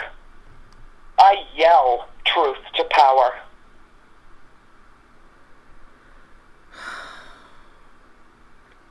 Maybe you should have your own radio show, Andrea, and speak how you feel about all of this. I do. Every Tuesday night on A World Awakening with George. Oh, okay. So this is what you guys talk about on your radio show? Yeah. I've listened to some of your shows, but I didn't hear that part. Yeah. Oh. Yeah, it's called A World Awakening. It's on Blog Talk Radio. It's got its own Facebook page. It's got its own YouTube channel. It's always on my wall. Every Tuesday night we post the link, and the archives are fantastic. You can go back through the archives, and one week we're interviewing Lady Morgana Abalone, High Priestess of 9 Covens in New York State. I mean, this woman says she's 127 years old, and you know what? I believe her. She's a walking encyclopedia about paganism and witchcraft. Wow. I've had Paula Harris on there. I've had Lee Spiegel, another, he writes for the Huffington Post. Brilliant man, absolutely brilliant. I mean, the list goes on and on. We've had psychics, we've had mediums, authors, lecturers, paranormal investigators, some of the very, very best in the field. And I would highly recommend my dear friend, I love this woman, Rosemary Ellen Guiley. Oh, yeah. Our interview with her was stunning. John Zaffis, very close friend with George and myself. I love John. He's on there. I mean, you can find, it's a wealth of information. And we've only been doing this since February 4th of this year. Yeah, I know. Hey, somebody, there's a viewer that wants to know, Renee is asking, does Andrea, whoops, come on, computer. Oh, no. Does Andrea believe that, I think I lost the feed. What happened?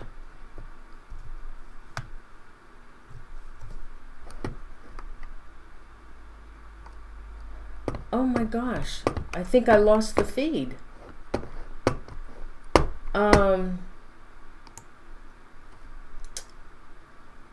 Hold on for a minute. Well, that question must have threatened someone out there, huh?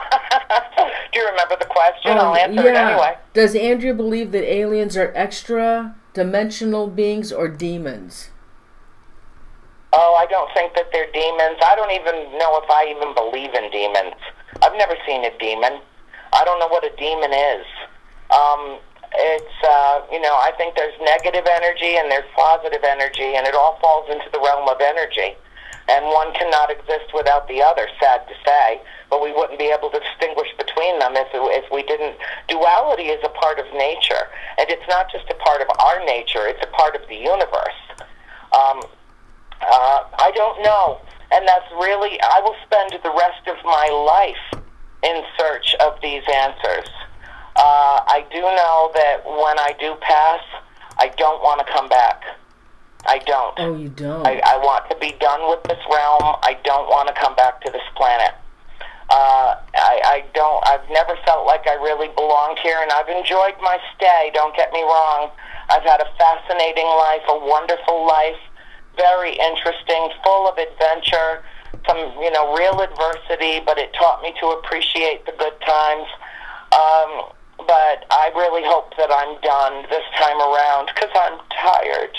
Oh, you are? I'm so tired. Oh, why, Andrew? Why are you so tired? Why, honey? Because I put my whole heart and soul into everything you do. Everything. Yes, into everything you do. I know you do. And to everyone I meet. Everyone. Yes, and there's nothing left. Sometimes I feel like there's just nothing left of me, that I expend all this incredible energy, and I feel like, everything that I touch that's electronic, I short it out. I can't even wear a wristwatch. I can't use a camera. I drain the batteries on everything. I don't know why I'm different. I don't know, but I'm different, and I don't feel like I belong here, and I've never been able to find, all I've ever wanted my whole life was to love and to be loved by someone who was as devoted to me as I was to them. And I'm 56 years old, and I've never had it, and it's all I've ever wanted. And, can't there just be something for me in this life? Why is it all about giving and never receiving?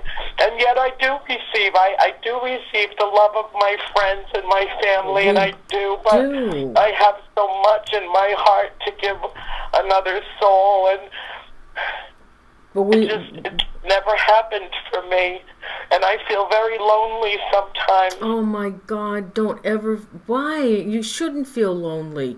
So many people love you, Andrea. So many people. You've got so many friends, and you have a life that some people would dream for. What's happening with you? Of course, I don't know. I mean, I don't know the other side that you're feeling because I'm not there. You are. But have you ever tried to talk to the spirit, or maybe try to communicate with the aliens to find out what is the purpose here? What is your purpose? Why is this happening to you? The only message I get back is just keep doing what I'm doing. Just keep doing what I'm doing, and that it will all make sense to me in the end. And that's all that I hear, and that's all that I know. And that's just it. And I crawl into bed at night, and I'm lucky if I've got a dog with me. Are they afraid of you? Are the doggies and animals afraid of you? Oh God, no! Oh no, no! My animals adore me. They love me. I love them. I'm way closer. I relate much better to animals than I do to people. I always have. That's always been one of my gifts. I can read animals in ways that most people cannot. I mean, Cesar Chavez got nothing on me. Do you have any gifts like clairvoyant, or I know you're very sensitive. Do you have any kind of gifts like that? People ask me all the time. I even have, lunatics out there that'll do an interview with me, and then they'll put in their post, Psychic Andrea Perron, Medium Andrea Perron, and I'll call them right away and say, could you please take that down? Just put my name and put the name of the book. Are you kidding me? I've never billed myself as anything because I'm everything. I'm everything. And, and I think we all are to a certain extent, but, I have multiple gifts that I've had lifelong. And then I've had awareness that's come to me through my experience that has only served to enhance what I came on planet with. But, I don't do, for instance, a person will walk up to me at an event or something and embrace me, I'll embrace them, and whatever I feel, whatever it is that's going on with them, I'll just whisper it into their ears. I just tell them, and I make people cry a lot, and I don't mean to. I just tell them the truth. But I always seem to know what's going on with other people, and I never know what's going on with me. Never, and I don't want to know. I don't want to know if this is my last day on Earth, or if I'm going to be around another 40 years. I don't want to know anything about what's going on with me. I want to experience it existentially in the moment. I don't want any heads up about anything. And I know that people are, and I don't judge anybody that wants to know that. I don't. Good for them. And if they encounter someone that can really be of help to them and of service to them and answer their questions for them, and even if I'm that person for them, that's great. But I don't want anybody to tell me anything. I do not seek out that kind of advice or that kind of guidance, because my guidance comes from a higher power. Mm-hmm. Do you have anything you'd like to say to the viewers before we close the show? I love them. I love everyone. That gets me in a whole lot of trouble because it sometimes really drains me of my energy and my resources. But I really do. I think most people are absolutely splendid, that they are loving, giving, kind, generous human beings, immortal souls that are just having the same experience that we all are, and that it's sometimes very confusing, and it is sometimes very frightening, and there aren't enough answers, and there are so many questions. But what I just want to tell them is, just hang in there. I think that, you know, just hang in there. I think that, you know, I don't judge anybody that wants to know that. I don't. I, you know, good for them, and if they encounter someone that can really be of help to them and answer their questions for them, and even if I'm that person for them, that's great. But I don't want to know anything about what's going on with me. Never, and I don't want to know. I don't want to know if this is my last day on Earth, or if I'm going to be around another 40 years. I don't want to know anything. there are mysteries in life, but I do think that everything will be answered, and it won't necessarily be in this life, but that we are essentially spiritual beings. And when we make our natural transition from mortal back to immortal souls, which I think we are essentially anyway, I think that's when the answers will come. And perhaps they're not meant for us to be here.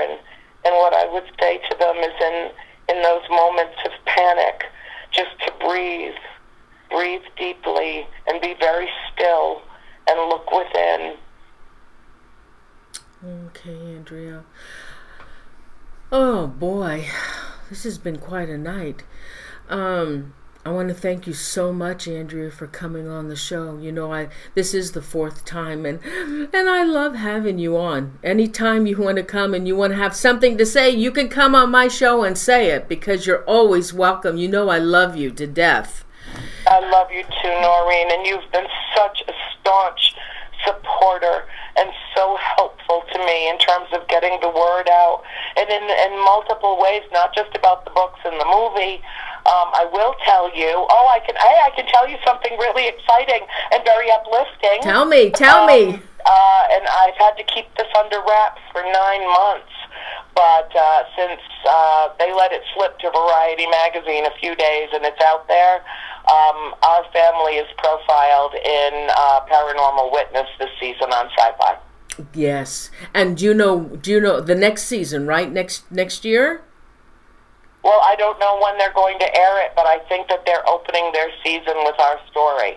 I'm not positive. I haven't heard. The crew is over in London, and so when I get home, I'll email the producer and I'll ask her, if they've got a date so that I can put that out for people. Oh, yes. But, and I haven't seen the production, but based on the research that they did and the work and how thorough they were, I anticipate that it will be lovely. And I'm grateful for it, because it's really the true story. It's based directly on the books. And, The Conjuring is a great movie. It's fun, it's mostly fiction. Yes. It's a whole third story that screenwriters wrote because they were too afraid to tell the real story. But I want people to know that I'm making arrangements for the whole true story to be told on film.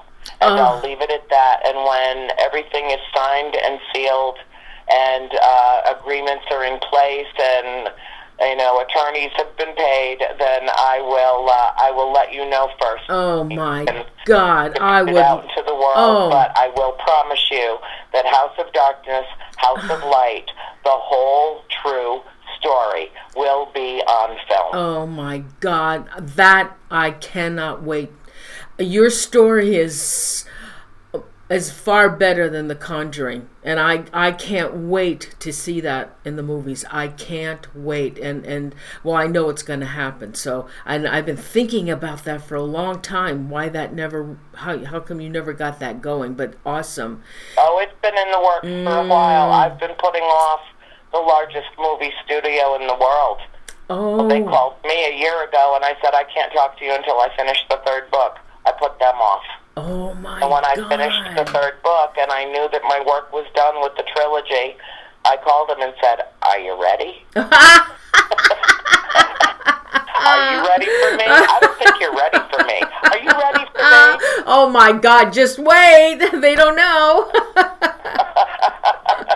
Oh, thank you, God. Thank you to you, to all of your wonderful, enlightened listeners. I know the kind of people that gravitate to you.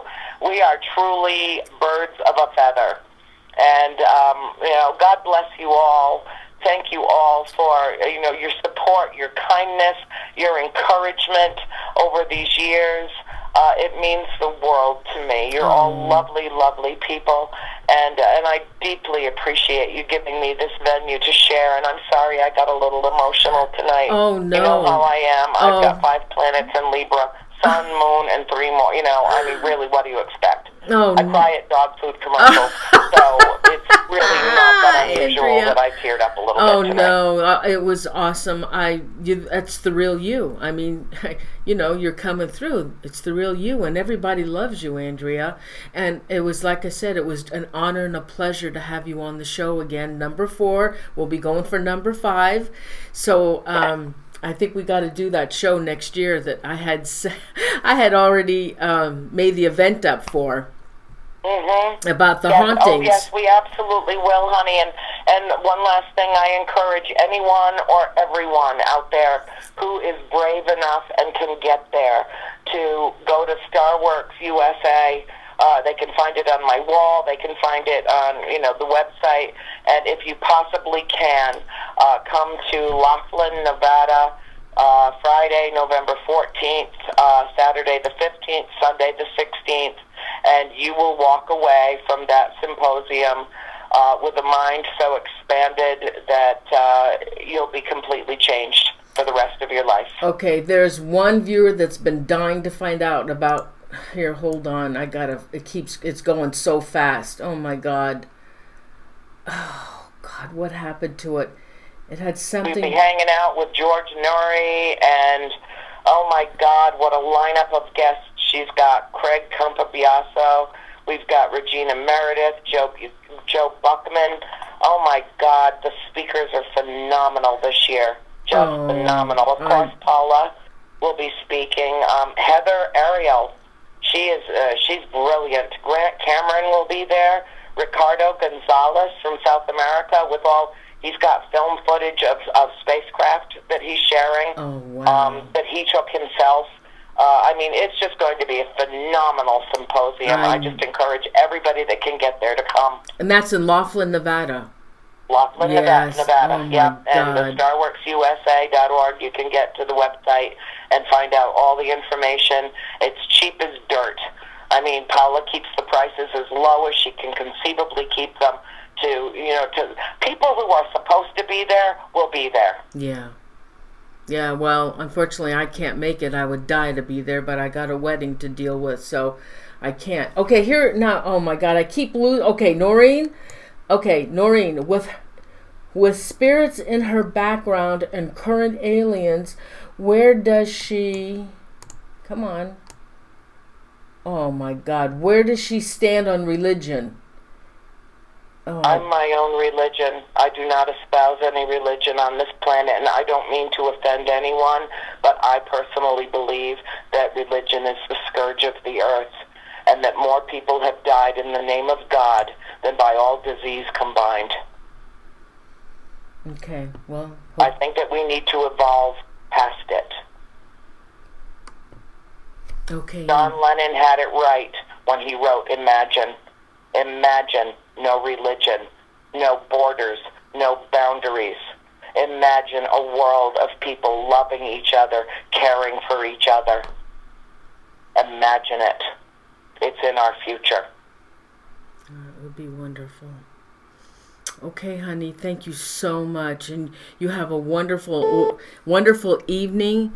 And you take care of yourself, okay? You too, sweetheart. And I'll be in touch with you personally very soon when I get back. All right, thank you so much. I love you, Andrew. We all love you. Thank you. I love you too, honey. Thanks, sweetheart. Good night. Okay. Good night. Good night. Oh, wow. Oh, for gosh sakes.